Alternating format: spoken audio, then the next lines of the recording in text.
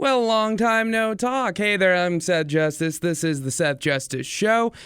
Socials, make sure you keep up with them and get all the updates and everything like that. At Justice_Radio on Instagram, at Seth Justice Show on X. And if you are listening to this in any other place other than Spotify and YouTube, well, Spotify and YouTube, the Seth Justice Show. You can check it out there as well, either one of those platforms.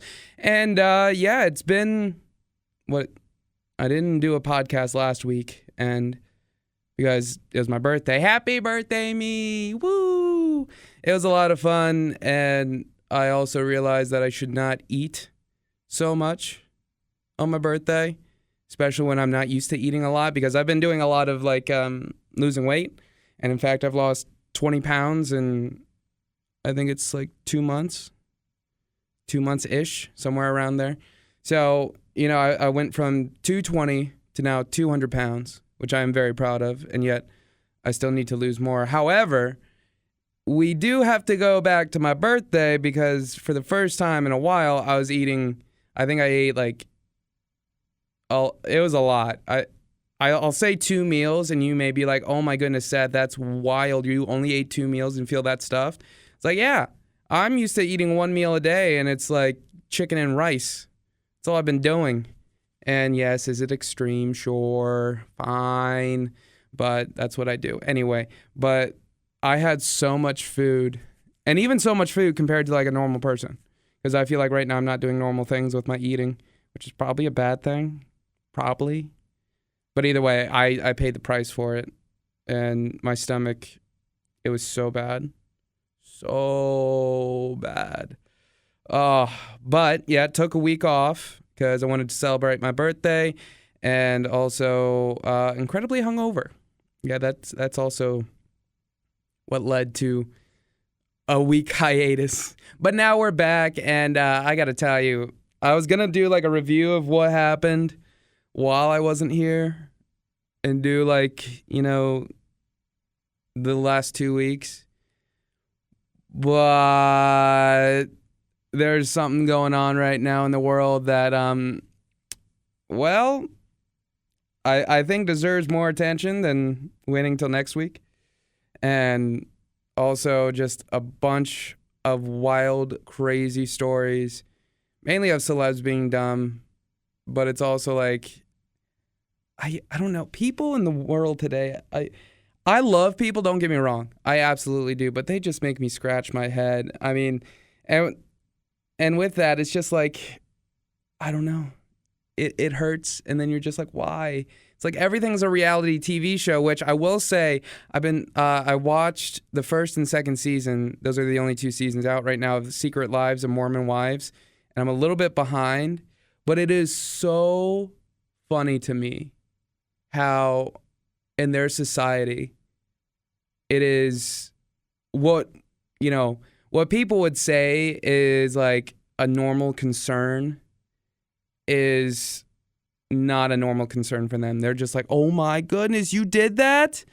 How could you? What? That doesn't even make any sense. And then da da da da da da. Now they do have cheating scandals, and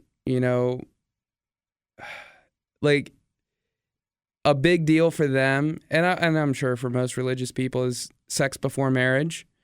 But it's almost amplified by 10. And then just the almost appearance of blissful ignorance. They're oh my goodness, I can't believe I did that. And then they do a confessional, and you're just oh, okay. So this is what we're doing. You're not actually innocent. You've thought about it. You just know that in a group of people, in a group setting, that if you said something like that, it would be, deemed inappropriate. And it's just who cares? Who cares? I understand your, religious notions and everything like that, and religious, and I guess, I don't know. I want to say religiosity, even though that's not a word. But the religiousness of you and of everything like that. And I get people's beliefs and everything, but it's also you gotta be you. And if you have a thought, you should say it. And you shouldn't have that feeling of being condemned because you have certain thoughts and, proclivities and also hopes and dreams and aspirations. Like in the series, there is somebody who went through a divorce. There was like a swinging scandal. I'm sure you heard of that, years ago when it first came out. Or if you don't listen to Mormon or Secret Lives of Mormon Wives, then you don't know. There was a swinging scandal. Then somebody went through a divorce, and people were saying that you should work through in the relationship. You should work through, and even if, it's not good for you, then you should still work through it. And it's just like, no. It's like, if it's not working for you, you got to cut it loose. And a lot of people are saying, like, this generation, we're so able, willing, and ready to cut ties and be like, nope, this isn't working for me, and not even, work through some of the highs and lows. That may be true in some instances, but 9 times out of 10, I have a firm belief in this. If it's not going to work for you, it's not going to work. And you shouldn't have to, muddle through until you realize that, or until you're like willing to maybe not realize that, but until it's too late. Like if you had 3 kids and then you're just like, oh no, I don't want to do that. No, like who wants to be in that situation where you're like, I don't love this person, I don't want to be with this person, and yet here I am with 3 kids and everything like that. I mean, it makes what you do look worse. And that's the problem. Like, all right, say for example, you go and you are in school and everything like that, taking a test, and you cheat off a test or something like that, or you tell a lie to your teacher that's gonna say, hey, I had a family emergency. We're not gonna do the test one, by the way. That's why I glanced over it. But no, say a teacher has an assignment due, and you're just like procrastinating. You're not doing anything. You're just like, I'll get to it when I get to it. Then the due date comes, and then you're just like, oh my goodness, it's almost done, my project. We had a family emergency. I am so sorry. Can I get an extension on it? And then the teacher, usually in my experience, with teachers and everything like that, not that I've done this, but they're usually very like, okay, we'll take some points off for the lateness and everything like that. And then just get it to us by next week or something like that. And then you're like, I can procrastinate more. And then somehow, some way your teacher finds out that you lied about it, and then you get a 0. I mean, it's kind of like that. The more and more we go through life and not owning up to who we are and not living up to our potentials and not just muddling through and hoping things work out, and then like getting down the road where you have 2 or 3 kids, a marriage, a job that you hate, and you're just like, no, I don't want to do this anymore. You don't need to do that. You don't need to do that to your mental health. What you can do right here and right now is so damn important. And what today does for you will lead to the rest of your life. So if you're doing what you want to do today, you will do what you want to do tomorrow. And when it comes to the Secret Lives of Mormon Wives and some religious sects of the world, it's just like, what the idea in some people's heads, and it may not be 100% right what people may feel, but some people may feel repressed by this. Some people may feel like they have to live up to a certain standard. And that may be, true for some, that may not be true for others. Some people will live their lives regardless of what it is, and they will be more than happy to do that, and great. But some people will feel trapped, repressed, sad, and unable to fulfill what they want to fulfill because they feel like there's certain, things that they have to do because the church or because the people around them. And this isn't just religious either. or religious people. This is anybody. People who feel like there's certain things that they have to do because of the people around them, and they're not achieving what they want to achieve because of this.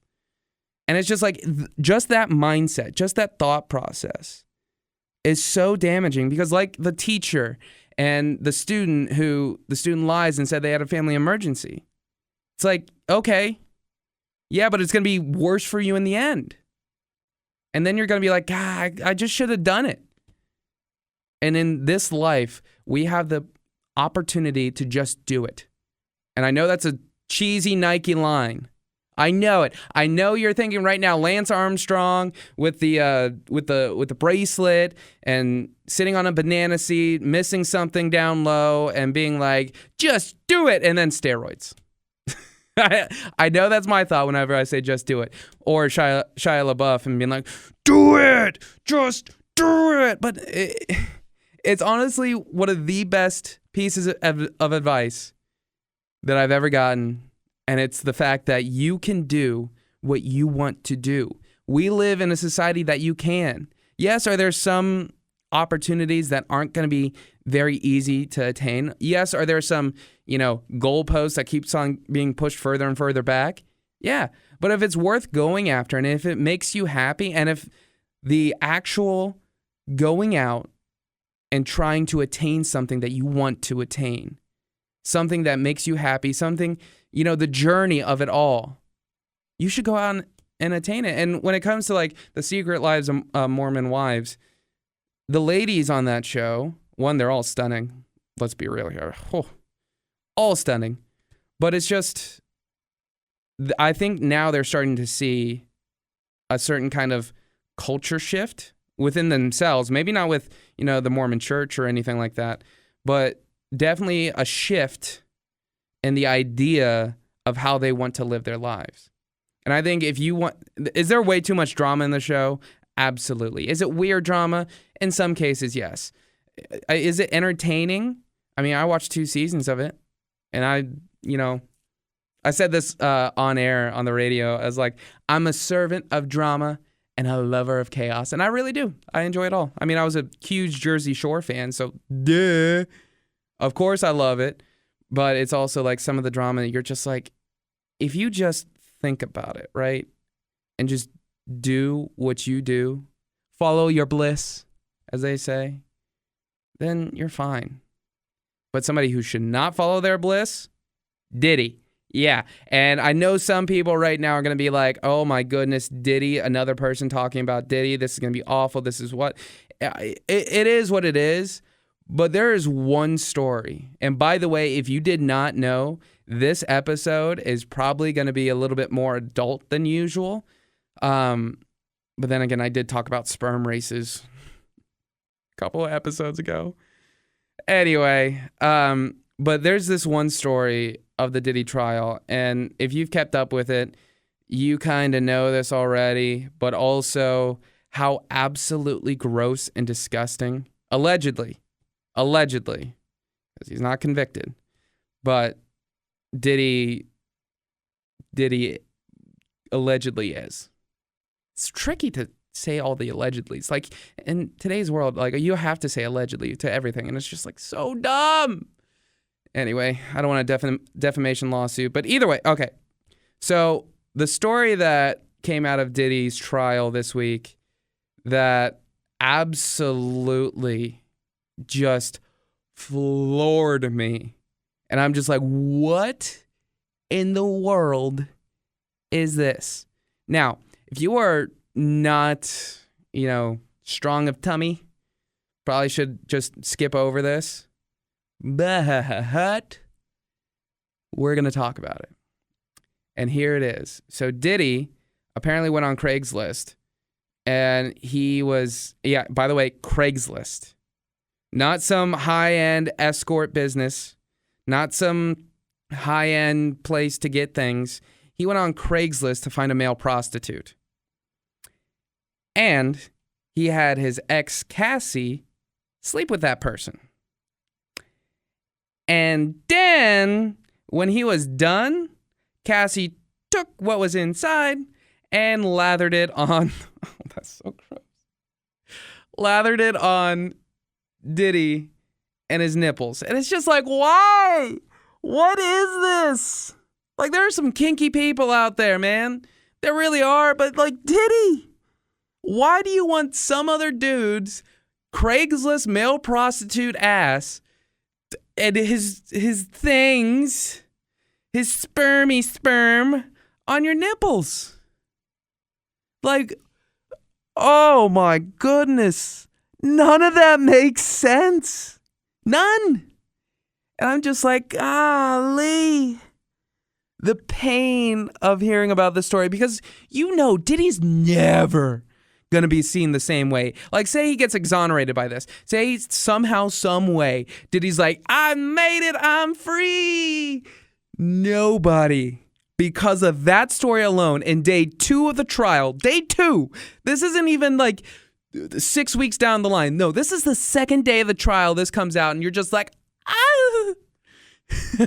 And the rest of this, we still have 8 more weeks of this. What else could go, like, oh, the wildness of this. But the fact that somebody wants somebody else's meh, all over him. And then Cassie, who, let's be honest here, is in a situation where I don't know if she heard about Diddy. I mean, I'm sure people in interviews have talked about, like, Jaguar Wright, Orlando Brown, a bunch of other people have said, hey, this dude is a predator. And, whether that, not victim blaming here, because what happened to Cassie is awful. But you'd think once you hear that, you're just like, let's stay away. But even with that being said, the things that she had to go through just to get her career off the ground, absolutely disgusting. Like, what kind of person would do that? You know what? A sociopath would do that. Somebody who is hiding behind the guise of a genius. And Diddy, we hear this term, genius, and we heard it with Kanye. We heard it with Diddy. We heard it with, so many other people who are so out of their gourd that you're just like, oh, it's just them. They just do weird things. And then freak offs happen. And then, spermy nipples. Just like, why? Like, this doesn't make any sense at all. At all. Like, what in the world possesses somebody to do that? Like, I don't want to get into the mind of Diddy and, like, try and psychologize what's going on, because that place is dark and scary, and there is no greater piece of proof for this than what he did on Halloween. I don't know if that was 2018 or 2016. He dressed up as the Joker, and he was messing with people. Like, this dude, he was full on Joker-esque, going crazy, going ham, and just being wild and crazy as the Joker. And people were just like, who are you, dude? And then they realized it was Diddy, and then people were like, oh, that is weird. He must have been that guy in the friend group where he's like ostracized because he's weird. I mean, that very may well be the case. Like, he may have just been the weird kid, and they're like, oh, he's cool. I mean, he has a Bentley. He has this sick house. He has sick houses. Oh, man. He's putting on different people. Da-da-da-da-da. We kind of got to go hang out with him because he's really going to help our career. Oh, what? You want me with what? With baby lotion? Or baby... what? Jergens or Johnson & Johnson? It's just like, I don't know. It is wild to me. But then people will do anything for fame. And then they let people allegedly do I made myself laugh with the allegedly. And then they'll do whatever it takes to get to that point. And then the people who are there at the top and like, oh, I'm going to take advantage of this because I can. I have the power. I have this. I have that. And you're just like, bro, you're evil, allegedly.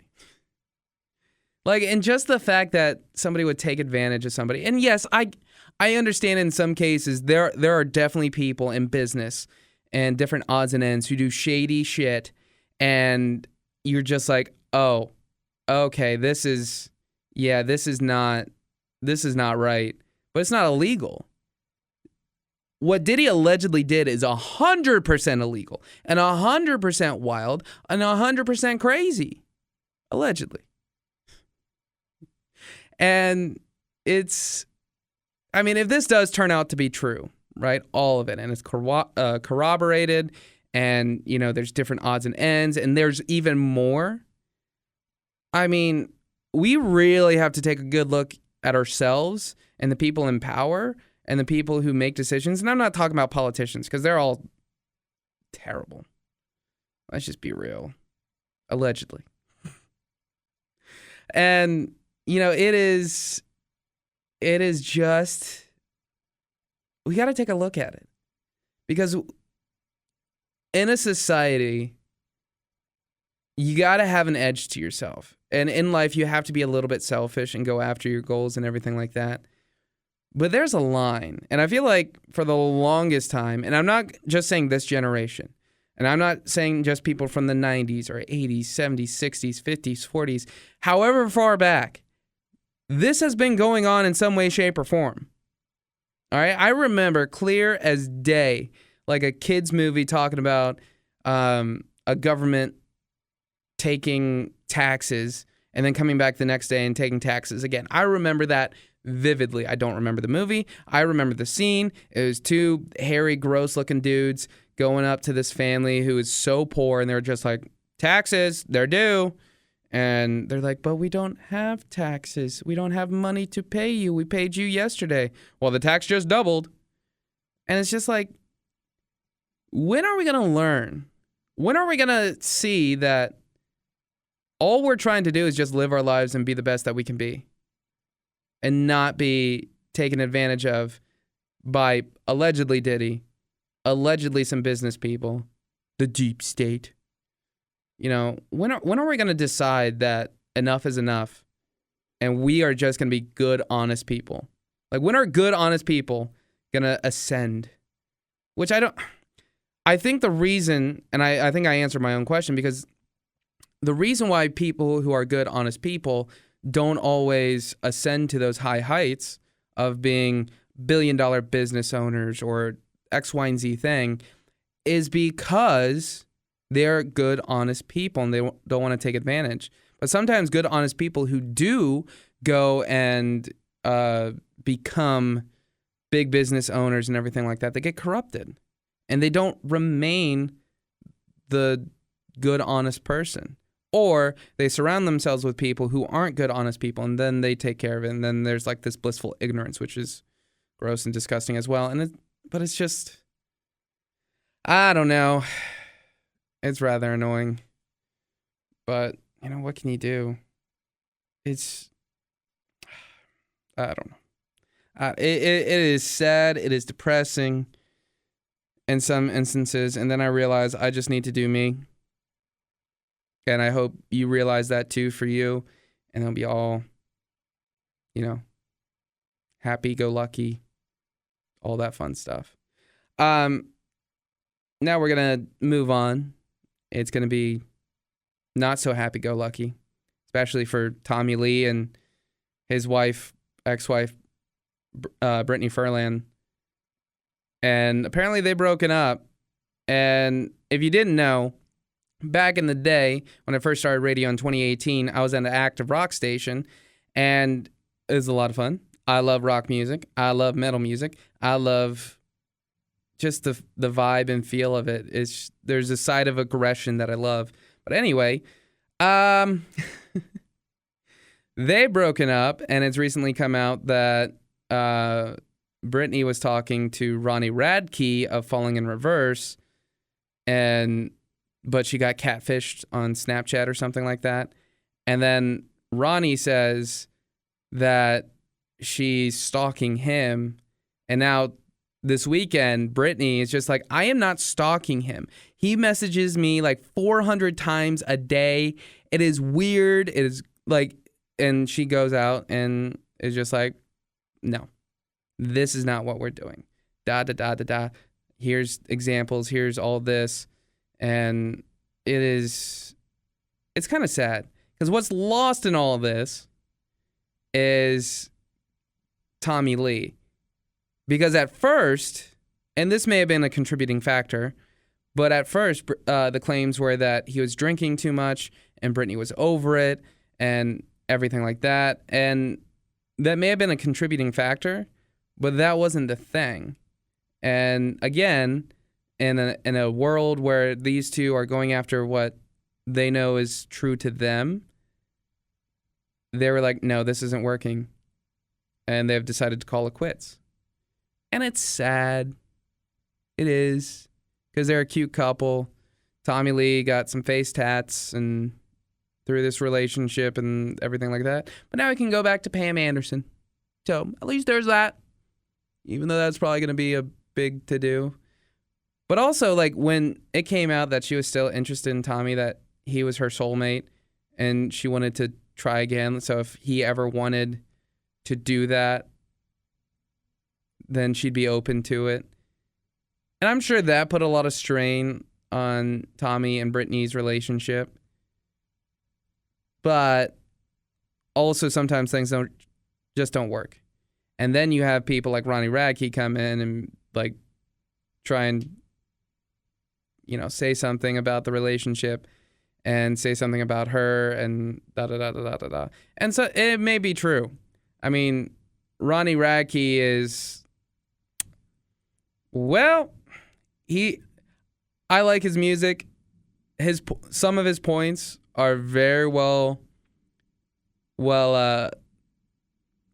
said, we'll say. But then other times you're just like, dude, you just need to shut up. And again, I'm a fan of Ronnie Radke. I'm a fan of Falling in Reverse. Tommy Lee, dude, like the energy, the good vibes of him, Motley Crue. It's, even though I can't hear girls, girls, girls ever again, it is still like nails on a chalkboard to me. But still, the idea of all of this being just because of, Tommy Lee's drinking or Ronnie Radke, it's a combination of everything. And either way, a relationship is ending. It's sad. So, I don't know. That's what's wild and crazy in this world. I don't know. It's just sad. Yeah. I mean, any relationship is sad, but like I was saying before, you can't just stick it out. You gotta do what's best for you. You gotta. I'm trying here to see what else is going on in the world. Yeah. Nothing really. So, with that being said, as I was on my phone the last little bit, I'm going to be honest with you. Like, if I do something and I'm just like, that's probably me just finding another topic to talk about. Because I don't prepare beforehand. I don't. There are some things that I just know I'm going to talk about, and then I talk about them. And so, yeah. So if you hear me, like, at the end, go, that's me trying to find another story. But I don't think we need one. I think that was a very comprehensive and very dramatic episode of the Seth Justice Show, which, don't forget, follow me on Instagram at @justice_radio. Trying to get more followers here. Trying. So, and yes, I know that sounds like I'm pandering and everything like that. Yes, I'm pandering. Get over it. I'm trying to build something here, man. At Seth Justice Show on X. I just sounded like a real big douche there. Yeah, I don't care. I am a douche. Get over it. And the Seth Justice Show on Spotify and YouTube. So, yeah, there we go. Thank you so much for listening. Be back next week. So, yeah, peace.